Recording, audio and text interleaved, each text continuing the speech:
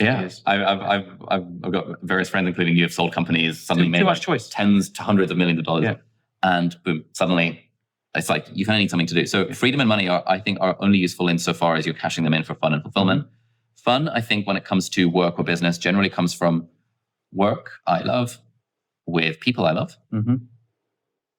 And fulfillment, generally, in my experience, comes from growth and contribution.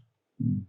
And so this is sort of getting a little bit ahead of ourselves. Like, I think most people, when starting out in the context of a day job, like when I had my goal of getting to 3K a month, I wasn't thinking, and along the way, I also want to do work I love with people I love, mm-hmm. and I want growth, and I want contribution. I was fixated on the goal of financial freedom. Which actually is a much healthier way to do it. Because all of this stuff can come over time. Yes, exactly. But what I found is, if you don't have 3,000 a month, which we're going to help people try and figure out how to do today, if they don't have that, they're in fight or flight. Fight or flight is literally, I haven't got time to think about anything but pay the bills. Yes, exactly. And so they don't have time to think about fun or fulfillment or growth or contribution because their mind literally is in fight or flight mode. Before we move on to choose your adventure, one thing I'll just say about this, I want to know if you think this is true.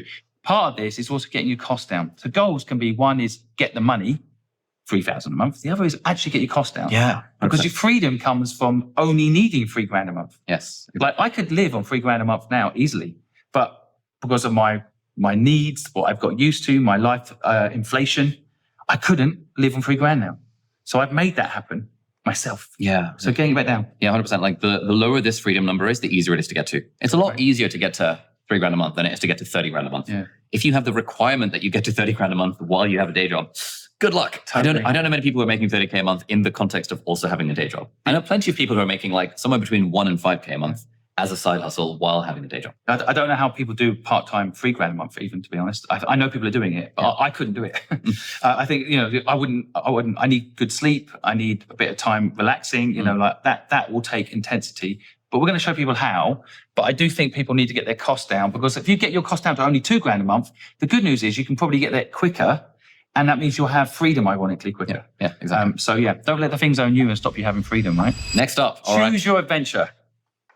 Okay, now we've set the goal of like, we want to get to $3,000 a month or whatever the financial goal is. I have two frameworks. Should we? Yeah, fuck it. Let's go into the frameworks. We can bleep that word out. That's all good. We were having a discussion off camera whether or not you guys want one route or the other. So we're going to go both routes to try and teach you how to do this. I'm even going to zoom a little bit further out.